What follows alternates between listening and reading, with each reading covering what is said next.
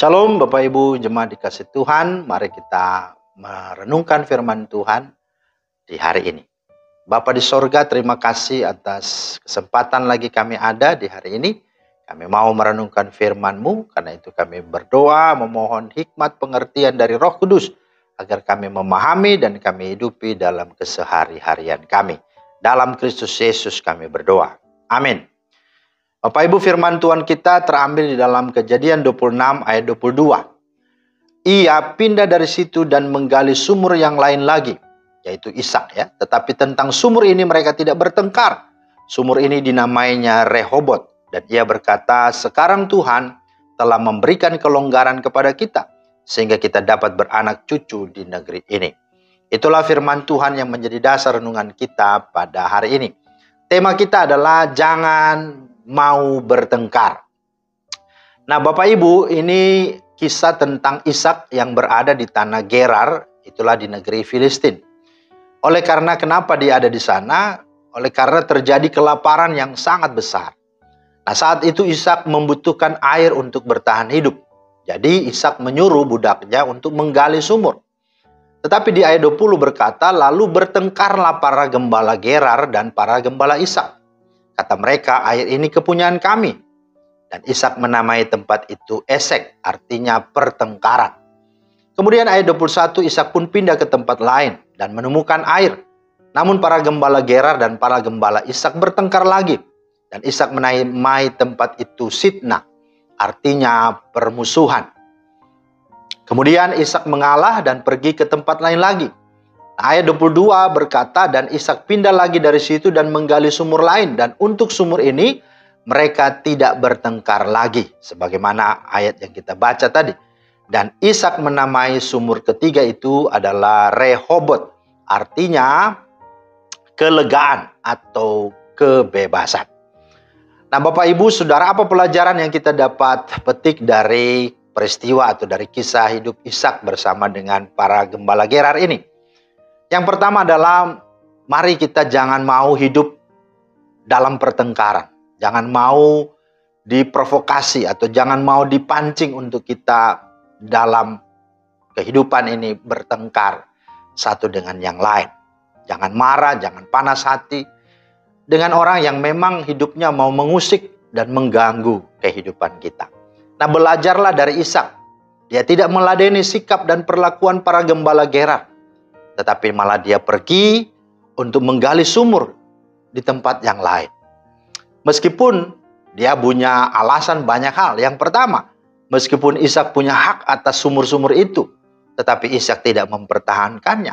Mengapa, Saudara? Karena semua sumur yang digali Ishak itu sebenarnya adalah sumur bekas milik Abraham, ayahnya sendiri. Ayat 15 berkata, segala sumur yang digali dalam zaman Abraham ayahnya, oleh hamba-hamba ayahnya itu telah ditutup oleh orang Filistin dan ditimbun dengan tanah. Jadi sebenarnya sumur-sumur yang digali oleh Ishak itu adalah sumur milik ayahnya Abraham. Dia berhak, tapi dia tidak mau menggunakan dan memakai hak itu. Yang kedua, meskipun juga Ishak punya koneksi yang kuat atas tanah itu, karena dia punya apa? Dia punya bekengan, itulah Raja Filistin, ya. Dia punya bekengan, dia bisa pakai nama Raja Filistin untuk bisa mengusir, apalagi bisa memperkarakan ya para gembala Gerar. Ayat 11 berkata, lalu Abimelek, yaitulah Raja Filistin, memberi perintah kepada seluruh bangsa itu, siapa yang mengganggu orang ini, yaitu Ishak dan istrinya, pasti ia akan dihukum mati. Ya, jadi jelas sudah ada itu garansi daripada Raja Filistin, Abimelek. Tetapi Ishak lagi-lagi tidak mau memakai dan menggunakan koneksinya itu. Dan yang ketiga, meskipun juga saat itu Ishak sebenarnya sudah sangat kaya dan punya kekuatan untuk bisa melawan, mempertahankan haknya, tetapi Ishak tidak melakukannya. Ayat 12-13 berkata, maka menaburlah Ishak di tanah itu, dan dalam tahun itu juga ia mendapat hasil 100 kali lipat, sebab ia diberkati Tuhan. Dan orang itu menjadi kaya, bahkan kian lama kian kaya, sehingga ia menjadi sangat kaya. Luar biasa.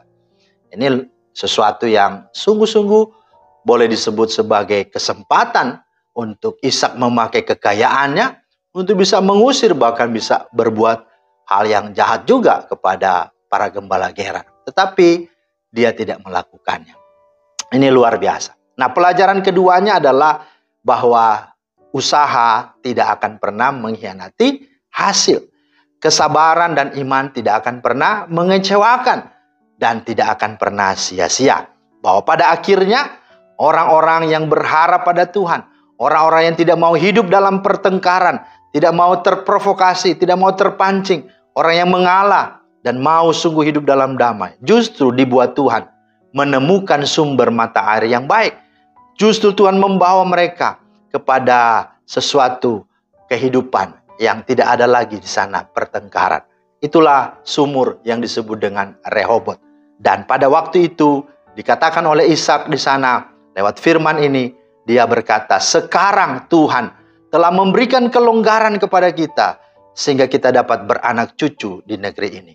Jadi luar biasa. Ini memastikan kepada kita belajar dari Ishak bahwa dia sungguh-sungguh memiliki hidup yang benar. Dia mau meletakkan dasar hidupnya dan keturunannya agar tidak ada sesuatu yang dia mulai sehingga keturunannya pun mengalami dampak dari itu. Dia tidak mau bertengkar untuk memulai sesuatu. Dia tidak mau melandasi dan mendasari hidupnya dengan hal-hal yang mendatangkan ketidakbaikan.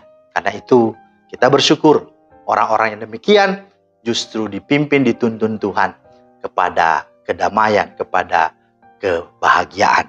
Maka pertanyaannya, bagaimana Ishak bisa memiliki sikap yang demikian? Jawabannya karena dia takut akan Tuhan, tetapi karena dia mengikuti dan meneladani akan hidup bapaknya atau ayahnya, itulah Abraham. Sebagaimana Abraham juga ketika diperhadapkan dengan pilihan, Abraham memilih untuk mengikuti apa kata Tuhan. Dan itulah sebabnya Abraham diberkati. Maka mari kita sungguh-sungguh menjauhkan diri dari pertengkaran. Dan di sanalah Tuhan akan membawa kita kepada kedamaian. Amin. Terima kasih Tuhan akan firman-Mu. Ajar kami untuk tetap setia kepada apa yang menjadi kebenaran dan kehendak-Mu. Biarlah kami sungguh-sungguh menjauhkan diri dari segala hal-hal yang membuat kami jatuh dalam dosa, bahkan terpancing dalam pertengkaran ataupun dalam hal-hal yang sia-sia. Karena itu biarlah hikmat dan kasih daripada Tuhan melingkupi kami, sehingga kami bisa sungguh-sungguh hidup dalam segala kebenaran-Mu. Demi Kristus Yesus Tuhan kami berdoa. Amin. Demikianlah firman Tuhan hari ini. Kiranya Tuhan memberkati. Selamat beraktivitas. Ingat, jangan mau bertengkar. Tuhan memberkati. Shalom.